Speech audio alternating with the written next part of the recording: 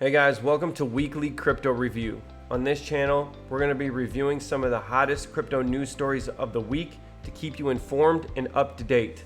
We're also going to be looking at some charts. So if you're here, you're an early adopter, thank you. All right, let's look at the Bitcoin chart. I'm looking on Bitstamp. I always use Bitstamp because it has the longest history of Bitcoin. Right here on the monthly chart, you can see that Bitcoin is holding this white line, and it's been holding the line since May 20th. If Bitcoin is above the 21 moving day average on the monthly chart, that means Bitcoin is in a monthly uptrend. Technically, we have not broken down out of the monthly uptrend, even though this candle is super nasty. You can see we're at some really serious horizontal resistance here. If we can pop up above 46.34 and retest this line to confirm the breakout, we could be going to new all-time highs. Let's take a look at the daily chart. Here's Bitcoin on the daily chart. It looks like it hit the 21 on the daily, and it had a huge move. It's respecting the 21 moving average, and it stopped here right at this pivot. So you can see here that these lines are crossing. This is called a golden cross. This is a very, very bullish signal for Bitcoin on the daily chart. Very nice. Let's take a look at the 4-hour chart. The 4-hour chart, it looks like Bitcoin has gained the 4-hour 21 EMA, and it is in a 4-hour uptrend. It looks like it's finding support on this pivot. If we can jump up above this 46.58, definitely see some short squeezes, people getting liquidated, and a huge candle into the 50K range. Brooks announced his move in a tweet Friday afternoon. He pointed to differences over strategic direction, but he did not elaborate. All right. He doesn't need to elaborate. We all know Binance is a sinking ship, and even CZ doesn't want to be the CEO of Binance anymore. That company was operating illegally without licenses in every country. But with that being said, let's be real though, we all loved Binance. I know there's millions of memes and stuff about CZ, but he's gonna end up being like a martyr for crypto. He's gonna end up being Julian Assange. They're gonna come after him and everybody associated with Binance. It says here that CZ commented, "This transition will not impact Binance US customers in any way." Okay, CZ. Look, if you have money on Binance, get it off. Especially with all these new regulations and everything coming down the pipe, get off Binance. Look, Binance was big because we needed to trade S coins, and now there's DeFi. Everything's decentralized. There's no need for an intermediary. There's no need for a third party. Just leave and adopt DeFi. All right, next, let's talk about EIP 1559, the new ETH update that burns ETH transactions, and look at how much we've burned so far. This website is called ultrasound.money. We've burned 15,273.93 ETH. That's about $46 million have already been burned. This is huge bullish news for ETH. If only they could get their fees down though, because you can't do anything on Ethereum. So yeah, I mean, that's great. It's great. But this isn't ETH 2.0. We need a real solution for DeFi. What we really need is some low transaction cost so that these platforms can operate properly. All right, now for the elephant in the room. In the infrastructure bill are insane tax laws for cryptocurrencies. They basically treat every person in the crypto space as a financial institution, and every crypto transaction is going to need some sort of KYC. So Winden-Loomis-Toomey amendment would fix the worst of the issues. They would ensure miners, node operators, developers, and non-custodial crypto industry participants are exempt from the crypto tax reporting provision. This is a full-on attack on crypto, so remember these names: Cynthia Loomis, Pat Toomey, and Winden.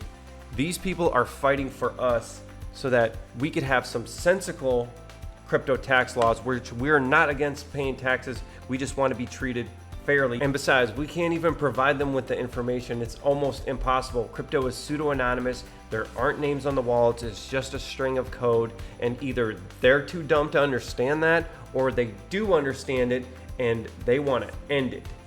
It's no surprise that Treasury Secretary Janet Yellen, who gets paid tens of thousands of dollars for speeches on Zoom and is printing unlimited money, would be against cryptocurrency. Make no mistake about it. Printing money is a tax. It's a tax on everybody, because when inflation starts to rise up and wages stay the same, your purchasing power goes down.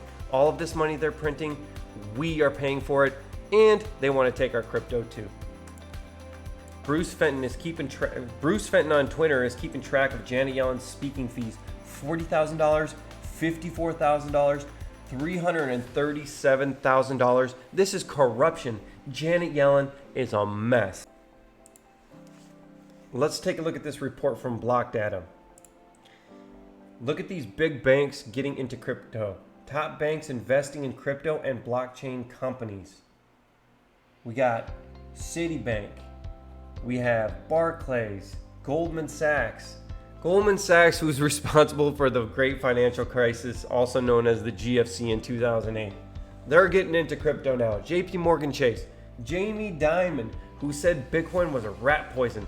I'm a veteran. I'm a crypto OG. I remember all this stuff. Morgan Stanley. All these guys, they're buying my bags now. They're buying our bags, guys. I don't know if it's a good or a bad thing that they're getting in, but you think that if these big banks are going to have investments into crypto, that the politicians would let off. Because let's be real, guys. Politicians, bankers, it's all just one giant circle jerk. William Clemente on Twitter. The number of new users coming on Bitcoin network continues to reach new all-time highs. Here's the Bitcoin entity's net growth, Bitcoin price. So the green line is entity's net growth, which probably means more wallets. And this is Glassnode. So as you can see, it was pretty correlated here. And then now we have this giant Elon Musk dump. And let's not forget, come on Elon. But the users are now growing. So this could be a lagging indicator of some kind that maybe we are going to new highs. Speaking of Elon Musk, why don't we take a look at his baby here, Dogecoin, which he thought it'd be funny if this was the global currency of the world, so he pumped it. All right, looks like it's definitely tied to Bitcoin. It looks like it has a golden cross over here, nice little sell-off, a good pump on the 4-hour. I would stay away from it. Look at the volume node here. It's definitely going to have some sort of support right here. It's a meme coin. Don't do it. Not during these hard times with all these regulators trying to crack down on crypto. Maybe it's not the best time to buy a meme stock or meme coin. Just stay away. Let's take a look at the daily chart. Oh my God. The daily chart is wrecked. I mean, that's a nice bullish engulfing candle, but it's not over this horizontal resistance. I mean, this is a pretty nasty wick here. It's probably going to be correlated with Bitcoin. If Bitcoin's going to go up, Dogecoin is going to go up. It's going to be basically a Bitcoin leveraged position. But look at this. You don't want to buy this. It's a disaster. Let's look at the monthly chart. All right. Don't buy anything that looks like this. Nice sell volume right here. Yeah. Let's get that off of here. All right. I guess we're going to end this off with another Elon Musk story.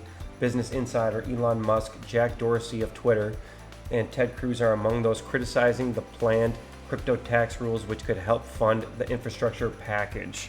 Well, if you can print all the money in the world, why do you need mine? Senator Ted Cruz and the Tesla CEO Elon Musk criticized a crypto tax in the Senate's infrastructure bill. Elon Musk called the legislation hasty, while Ted Cruz said it was dangerous. First off, Jack Dorsey, quit censoring people on Twitter and then get back to us. Elon, quit pumping and dumping. Dang, man. Elon Musk is the king of P&D for sure. But yeah, look guys, we're going to find out tomorrow what happens with this infrastructure bill. It's probably going to go through. It's not going to be implemented until 2023, 2024. It's going to be around the halving or something like that. Hopefully we can vote some of these people out by then and really change things around. That's going to be about it for this video, guys. Thank you for watching. Subscribe, like, help me get this out. And at the end of every video, we're going to look at one wrecked plebe. All right, Twitter. Popsicle Finance exploited. Hacker drained $25 million of liquidity. The hack was complex, but the bug was simple. Here's the transaction. Basically, Popsicle doesn't transfer the reward debt when users transfer their shares. This exposes multiple exploits, one of which was used here. Look guys, don't buy anything that's called Popsicle, okay, for number one. And most of these things have a back door, you know what I mean? Like, this hacker is probably the dev. So keep your nose clean out there, do your research, and don't get wrecked. Until next week, peace.